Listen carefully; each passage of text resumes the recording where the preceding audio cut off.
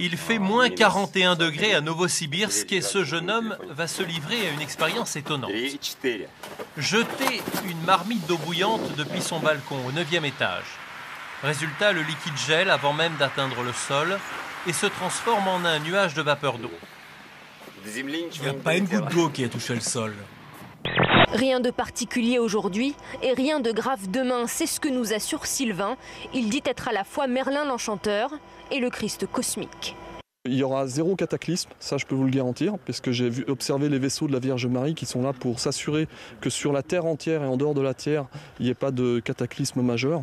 Et donc moi je suis simplement le messager en fait de ces énergies, de la Vierge Marie, de Jésus, qui sont mes guides, qui m'accompagnent pour vous transmettre cette vérité-là. Ici, nous filmons une équipe belge qui filme une autre équipe qui filme un photographe qui à son tour photographie les journalistes qui se font filmer par une équipe que nous-mêmes nous filmons. Au secours, on veut s'échapper de Bugarach, mais... Oh merde, les Américains ont fait venir un camion des États-Unis. On vous montrait cette image hier, et bien comme on le pressentait, c'est un montage, un canular d'étudiants québécois en école d'animation. Leur vidéo a été vue plus de 2 millions de fois sur le net. Le moins qu'on puisse dire, c'est que leur exercice est franchement réussi. Père Noël, tout d'abord, merci d'avoir bien voulu participer à cette émission, parce que la Noël qui s'annonce est quand même très chargée pour vous cette année, je présume, non? Beaucoup de travail, je dirais même que cette année c'est très dur. C'est très dur, bon, c'est comme d'habitude, c'est-à-dire qu'il faut être en même temps à la fois en Alsace, en Bretagne, dans les Pyrénées, dans le Midi, en Auvergne. Mais c'est surtout très dur parce qu'il y a une profusion de jouets. Je suis en ce moment, mais vraiment chargé comme une mule. Il y a quelque chose comme 60 000. Je ne sais pas si vous vous rendez compte, 60 000 jouets, ce que ça peut être. C'est quoi les gestes, Chantal là? La maman poule de chez... Alors les pieds, allez tout le monde, Maître Pérez. Piou, piou, petit pouce. Ah bah génial, voilà. On l'a toujours fait, voilà. Moby et moi, vous faites ménage, remue-ménage. C'est toi le chien, c'est pas malin. Vous faites ménage, remue-ménage. Pour bien astiquer toute la journée. Toute cette poussière, je la mets en l'air. Alors nous avons ici l'équivalent d'un journal de mode, donc au 19e siècle, qui nous montre toute une série de corsets depuis la plus tendre enfance de nos petites filles, puisqu'on a même un corset ici qui fait référence à un enfant de 1 à 2 ans. Chouchou. Voilà.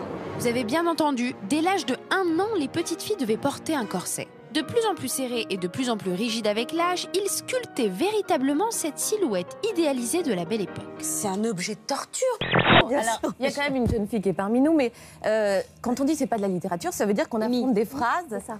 Je vais aller doucement. On affronte des phrases comme d'où Jésus, il est à moi, tout d'un coup c'est Noël. Ou alors il est en moi, me pistonne à un rythme acharné. Pardon. Mon cœur menace de m'étouffer parce qu'il est dans ma gorge en train d'essayer de sortir de ma bouche. Vous voyez ce genre de phrase? C'est ça qu'on veut dire quand on dit allez, on passe au deuxième. Il y a des bastons entre parents. Ah oui, oui, oui. J'adore l'idée. Devant le portail, des parents qui viennent pour taper un élève parce qu'il a embêté leur fils. Ah oui, non, mais ça c'est fréquent. Oui. Mais c'est des gros nazes. Ah ben. Des parents qui viennent pour taper des enfants. Ah oui.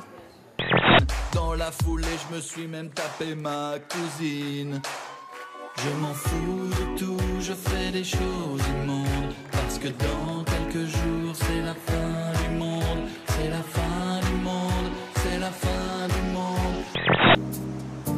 Nous sommes aujourd'hui à Paris, au cœur du Jardin du Luxembourg, en compagnie de Judith, qui a de grosses fesses.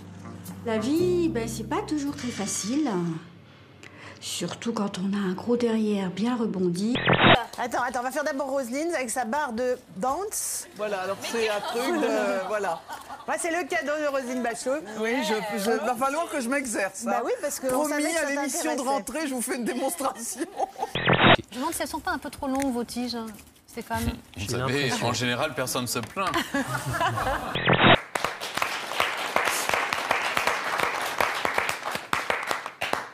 Ouais.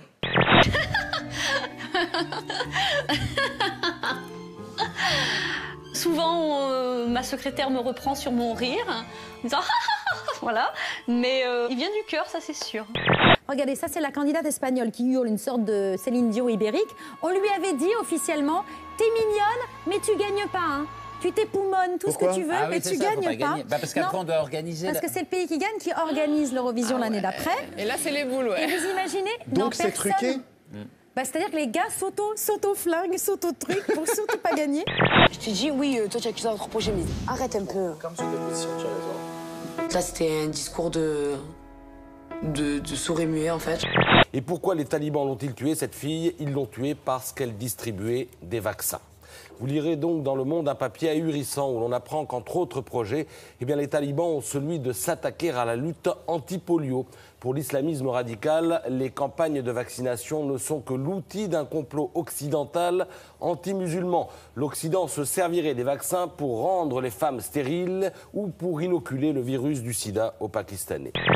Attention, il faut garder la main. La quatrième manche, c'est très compliqué quand on la prend, c'est de garder la main. Léo.